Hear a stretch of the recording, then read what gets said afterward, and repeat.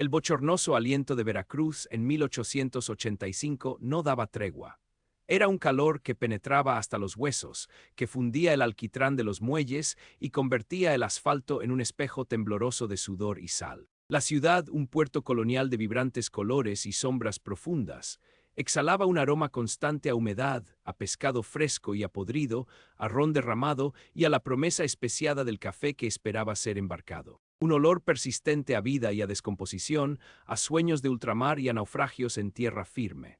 Mateo Solano, con sus 35 años esculpidos por el sol implacable y el esfuerzo incansable, conocía cada matiz de esa fragancia, cada suspiro del puerto que era su hogar y su cárcel. Sus días eran un ciclo inmutable, tan predecible como la marea. Desde antes del alba, cuando la bahía aún dormía bajo un manto de bruma perlescente, Mateo ya estaba en pie. Su catre de lona, en el jacalillo de tablas que compartía con su hermano menor en el barrio de La Huaca, apenas si conservaba el calor de su cuerpo. Un trago de café amargo, un trozo de pan duro y al muelle. Allí, entre el traqueteo de las carretas tiradas por mulas, el silbido de los vapores que atracaban y el parloteo políglota de marineros de todas las latitudes, Mateo se fundía con la masa anónima de cargadores. Sus manos, duras como garras de águila, movían fardos de algodón, sacos de azúcar, barriles de aguardiente, desde el amanecer hasta que las últimas luces de los faroles de aceite se encendían, pintando de ámbar los callejones empedrados. A veces, si había suerte y un capitán confiaba en su destreza, se embarcaba en alguna goleta de cabotaje, llevando mercancías a puertos cercanos, un breve respiro de la monotonía del muelle, aunque el trabajo en el mar fuera igual de extenuante. Su existencia, austera y desprovista de lujos, tenía un único y brillante centro: Pedrito. Pedrito, de 16 años, era el sol que derretía el hielo en el corazón de Mateo. Un muchacho de ojos vivaces, piel morena tostada por el sol y una risa contagiosa que podía ahuyentar cualquier nube, Pedrito soñaba a lo grande. Mientras Mateo se resignaba a la vida portuaria, su hermano devoraba mapas y escuchaba con avidez las historias de los viejos lobos de mar sobre islas remotas y tesoros hundidos. Quería ser capitán, ver el mundo, regresar con riquezas que sacaran a los Solano de la pobreza heredada. Mateo, que había visto la dureza del mar y la crueldad de los hombres, solo deseaba que Pedrito se mantuviera a salvo. Su promesa a sus padres, arrebatados por la fiebre amarilla una década atrás, resonaba en su mente como un eco constante: proteger a su hermano, ser su ancla en un mundo incierto. En ese Veracruz de 1885, bajo la férrea pero a menudo distante mano del porfiriato, el progreso coexistía con las sombras más primitivas. La ciudad se modernizaba, los trenes silbaban, los telégrafos unían distancias, pero en los rincones más olvidados del puerto, la vida valía menos que un saco de grano. La justicia era un privilegio de los acaudalados, y las autoridades, corruptas o simplemente indiferentes, a menudo hacían la vista gorda ante los pequeños dramas que se tejían en los bajos fondos. Así era como, en los últimos meses, un escalofriante murmullo había empezado a correr entre la gente de mar, una historia que se susurraba en las cantinas con miradas furtivas y voces bajas.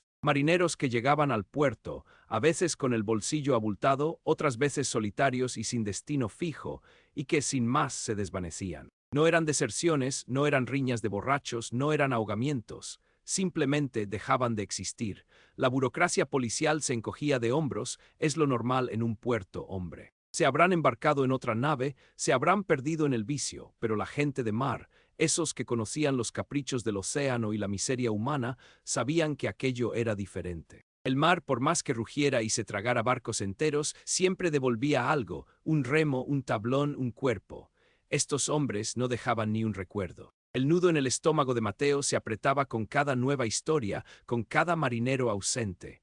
Un presentimiento frío y pegajoso, como la niebla marina. Había escuchado las advertencias, las leyendas urbanas sobre la cueva del Cangrejo, una taberna en los callejones más sucios de La Huaca, donde la luz del sol apenas si se atrevía a entrar. Sus dueños eran los hermanos Roldán, Silvano y Gregorio, dos alimañas con fachada de hombres. Silvano, el mayor, era una mole de carne con ojos de cerdo y un aliento a aguardiente rancio. Gregorio, el menor, era un tipo escurridizo, con una sonrisa que no le llegaba a los ojos, siempre con un cigarrillo humeante entre los dedos amarillentos. Eran conocidos por su mezcal adulterado, sus juegos de dados trucados y sus habitaciones de alquiler para marineros sin rumbo. Se les temía, se les evitaba, pero su clientela era constante, siempre renovada por el flujo incesante de barcos. Son perros rabiosos, decían. No te metas con ellos y ellos no se meterán contigo. La fatalidad, con su implacable precisión, se manifestó una tarde. Pedrito, con la ilusión grabada en su rostro, había conseguido su primer puesto como grumete en un velero que iría a Tabasco. Era su gran oportunidad, el primer paso hacia sus sueños. La noche antes de zarpar, había salido a celebrar con un par de amigos del muelle, con la promesa a Mateo de volver antes de la medianoche. No te preocupes, hermano. Solo una despedida rápida, unas copas y a descansar. Mañana el mar nos llama, pero el amanecer trajo consigo un silencio sepulcral en el jacal. La hamaca de Pedrito, fría y vacía, era un presagio ominoso. El corazón de Mateo se convirtió en un tambor batido por la desesperación. Corrió, buscó, interrogó. Cada cantina, cada casa de huéspedes, cada rincón del puerto fue escudriñado por sus ojos desorbitados. Los amigos de Pedrito recordaron haberlo visto por última vez cerca de la cueva del Cangrejo. Había dicho que quería despedirse de un conocido que se hospedaba allí antes de que su barco levase anclas. Esa información le clavó una estaca helada en el alma. La cueva. Los días se estiraron en semanas de angustia. La piel de Mateo se tensó sobre sus pómulos, sus ojos adquirieron un brillo febril. Las autoridades, con su rutinaria indolencia, le dieron las mismas excusas de siempre. Se habrá echado a volar, muchacho. Los jóvenes marineros son como las gaviotas, van y vienen, pero Mateo sabía que Pedrito no era así. Pedrito no se iría sin su brújula de latón, un regalo de su padre, ni sin el escapulario de la Virgen de Carmen que su madre le había bordado con tanto esmero. Pedrito no se había fugado, a Pedrito lo habían arrebatado, lo habían borrado.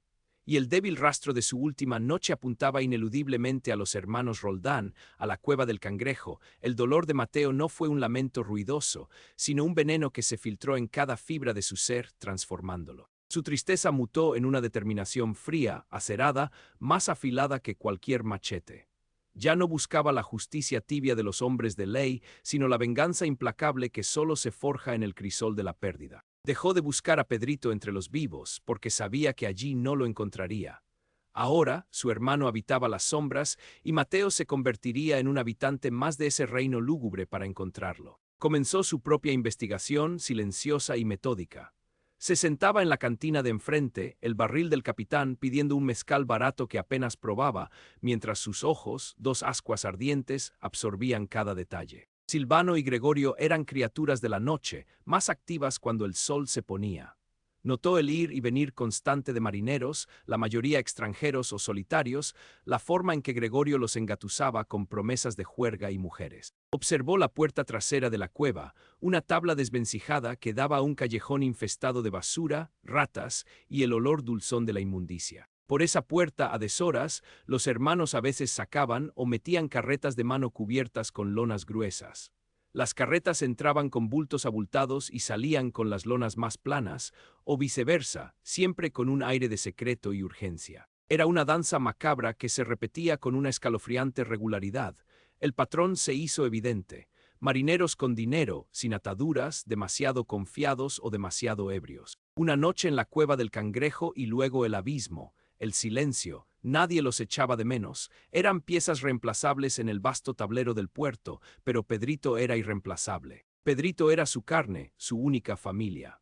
Mateo necesitaba adentrarse en ese antro, respirar su atmósfera envenenada, confirmar la atrocidad que su mente ya empezaba a dibujar con detalles grotescos. Pero no podía ser un sospechoso. Tenía que ser uno de ellos, una sombra más entre las sombras. Con la frialdad de un estratega, diseñó su disfraz. Vendió el jacal, el último vestigio de su vida anterior. Con el dinero, se compró ropas harapientas, se dejó crecer una barba rala y sucia y perfeccionó su historia. Un marinero que había perdido todo en un naufragio, sin un céntimo, sin familia, sin esperanza.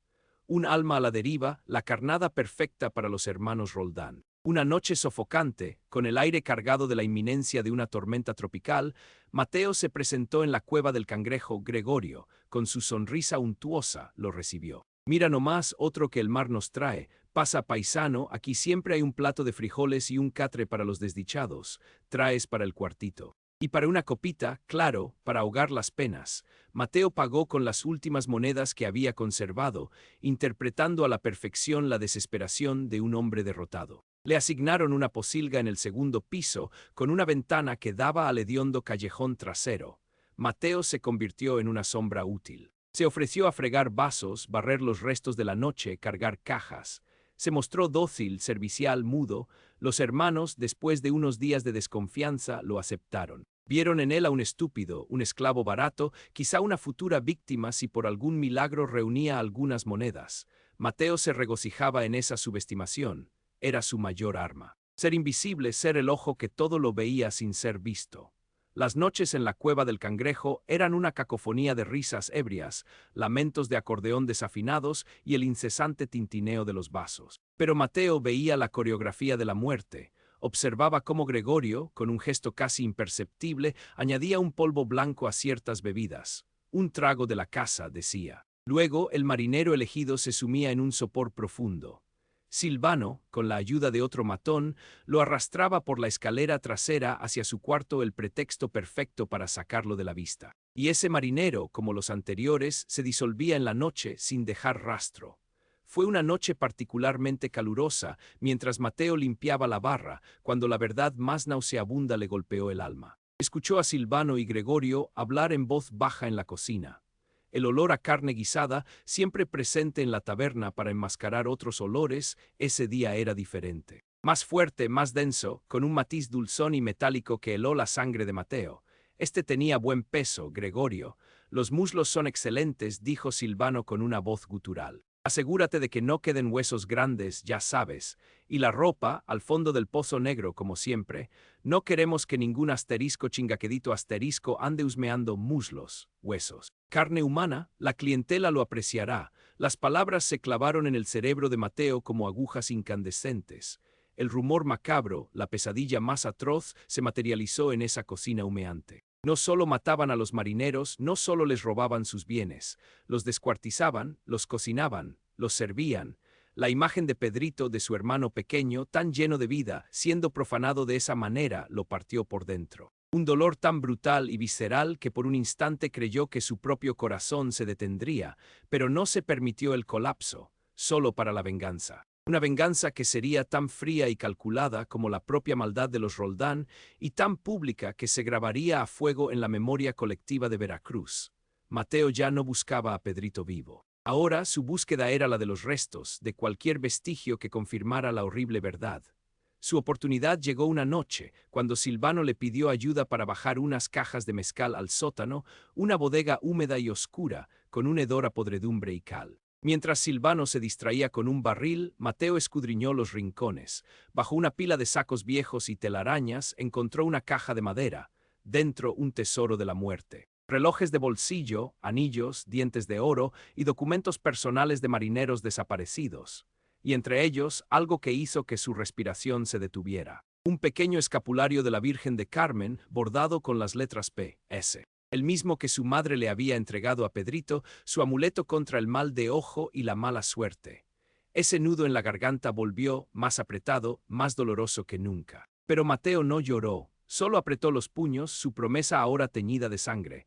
El sótano era, en efecto, el matadero. Descubrió ganchos de carnicero oxidados, cuchillos con manchas persistentes, sierras de hueso. Y el olor inconfundible de la carne humana, dulzón y ferroso, mezclado con especias fuertes para intentar ocultarlo. Era un infierno subterráneo, el epicentro de la maldad. Y desde ese sótano, Mateo descubrió un pasadizo secreto, una entrada camuflada que conducía a los túneles subterráneos de la ciudad, una red de alcantarillas y conductos de desagüe que desembocaban en el mar, perfectos para deshacerse de los restos con la marea alta. El plan de Mateo, macabro y meticuloso, comenzó a tomar forma en su mente. No sería un acto de violencia ciega, no. Sería una revelación pública, grotesca, tan escandalosa que la reputación de los Roldán quedaría reducida a cenizas, y el nombre de Pedrito, y el de tantos otros, sería vindicado ante los ojos de un puerto horrorizado. Tenía que ser una escena de tal magnitud que las autoridades, por más corruptas que fueran, no pudieran ignorarla. El pueblo de Veracruz se levantaría y la justicia popular se encargaría del resto. Durante las siguientes semanas, Mateo se transformó en un modelo de lealtad perversa. Se ganó la confianza de los Roldán, dejándoles creer que era un idiota inofensivo. Pero cada día, cada hora era un estudio. Aprendió sus rutinas, sus horarios, sus hábitos más pequeños. Descubrió que los viernes por la noche, cuando el puerto bullía de actividad y la cueva del Cangrejo estaba abarrotada de marineros, los hermanos solían preparar su especialidad, un guiso espeso, aromático, que decían que tenía un sabor inconfundible. Mateo ahora sabía, con una certeza helada, la verdadera naturaleza de ese sabor. Mateo esperó el viernes más cercano a la luna llena, cuando el puerto hervía de actividad y las mareas altas facilitarían el plan. Con una frialdad que asustaría a cualquiera, había escondido el escapulario de Pedrito, junto con un pequeño trozo de su camisa manchado con su sangre que había encontrado en el sótano, en un trapo viejo, en un escondite seguro. También había recolectado pequeños fragmentos óseos, disimulados entre las sobras de comida en el sótano, que su experiencia de pescador le permitía identificar sin sombra de duda como humanos. La noche llegó, cargada con la promesa de una tormenta y la tensión de los marineros de puerto. La cueva del Cangrejo era un infierno de humo, alcohol y gritos. Mateo, con su rostro impasible, servía copas, su cuerpo en movimiento mecánico, pero su mente una máquina de precisión. En el bolsillo de su pantalón llevaba una bolsa de tela llena de salitre y pólvora, robada de un almacén del muelle, y estratégicamente envueltos los pequeños fragmentos óseos. Mientras Silvano y Gregorio estaban absortos en la cocina, preparando su platillo estrella, Mateo se deslizó al sótano con la excusa de buscar más botellas de mezcal. En la oscuridad opresiva, sacó el escapulario de Pedrito, lo colocó sobre la mesa de descuartizar y con una cerilla que había guardado le prendió fuego. La llama, pequeña y titubeante, se alzó como una vela fúnebre. El humo acre espeso comenzó a ascender por el conducto de ventilación, una señal silenciosa pero inconfundible. Luego se ocultó en el pasadizo secreto, conteniendo la respiración. El plan era arriesgado hasta la locura, pero el espectro de Pedrito le daba una fuerza sobrehumana. La señal del humo no era para los militares, no directamente. Era para los perros callejeros que, atraídos por el olor persistente a carne y la novedad del humo, comenzarían a congregarse en el callejón trasero. Y así fue, en pocos minutos, un coro de ladridos y gruñidos hambrientos comenzó a resonar, atrayendo la atención de los transeúntes. Los hermanos Roldán, alertados por el alboroto y el leve olor a quemado que subía por el sótano, salieron de la cocina, visiblemente irritados. Gregorio, el primero en bajar, seguido de cerca por Silvano, maldijo entre dientes: «Malditos animales. Siempre joden el negocio», fue el momento de Mateo. Cuando ambos hermanos estuvieron en el sótano, distraídos por el humo, los ladridos y el misterioso fuego del escapulario que aún ardía, Mateo empujó un pesado barril de cerveza vacío que estaba precariamente apoyado en la parte superior de la escalera, bloqueando la salida. No los atrapaba del todo, pero el estruendo y el obstáculo les daban un momento de pánico. La taberna, arriba, sintió el temblor, pero el bullicio era tal que solo unos pocos se dieron cuenta. Mateo salió del pasadizo secreto, no por la compuerta que daba al mar, sino por una pequeña rendija que conectaba con la alcantarilla del callejón trasero, justo debajo de una ventana enrejada del sótano. Desde allí lanzó el puñado de restos óseos que llevaba, mezclados con la salitre y la pólvora, hacia los perros. Un pequeño estallido, el fuerte olor a salitre y el olor a humo y carne cruda fue suficiente. Los perros, enloquecidos por el hambre y el olor, se abalanzaron sobre los pequeños huesos. Los marineros que pasaban por el callejón, curiosos por el estruendo y el escándalo, se acercaron. Vieron a los perros, y lo que roían: huesos pequeños de formas inconfundibles, falanges, trozos de costillas, vértebras diminutas. No eran de cerdo, ni de res, ni de ave, eran huesos humanos. Un grito de horror se alzó sobre el bullicio del puerto: «Virgen Santísima! Estos son huesos de gente», la noticia corrió como la pólvora, más rápido que el viento de un temporal. En cuestión de minutos, una turba enardecida de marineros, pescadores y gente del puerto, gente que conocía la brutalidad de la vida y el mar, se congregó frente a la cueva del Cangrejo. Las palabras caníbales, monstruos, desaparecidos y el nombre de Pedrito Solano volaban de boca en boca, inflamando la ira. Silvano y Gregorio, atrapados en el sótano, oyeron el crescendo de la multitud. Sus intentos desesperados por mover el barril fueron en vano. La furia popular, un tifón humano, se desató sobre ellos. No había escape, no habría juicio. La justicia del puerto, cruda y expedita, los esperaba. La puerta principal de la cueva del Cangrejo fue derribada a patadas. La multitud, con antorchas improvisadas, machetes, remos y cualquier objeto contundente, irrumpió en la taberna. El humo del sótano y el hedor inconfundible los guiaron. Al llegar al matadero subterráneo, la visión del escapulario de Pedrito aún humeante sobre la mesa de descuartizar, los ganchos, los cuchillos y la evidencia abrumadora de la barbarie, hizo que muchos vomitaran del asco y la furia. El barril fue removido a patadas. Los Roldán, con los ojos desorbitados de terror y la piel pálida por el miedo, fueron arrastrados hacia afuera, bajo el ulular de una muchedumbre sedienta de sangre que los arrastró por las calles empedradas de la Huaca. Sus súplicas se ahogaron en el rugido ensordecedor de la turba. Nadie los defendió. Todos los conocían, todos habían oído los rumores, y ahora la verdad era una realidad palpable, asquerosa. Al mar con ellos. Que los cangrejos se los coman a ellos, gritó un viejo pescador, y la voz de la multitud se unió en un coro de aprobación brutal. Hasta el muelle principal fueron arrastrados, recibiendo golpes y escupitajos a cada paso.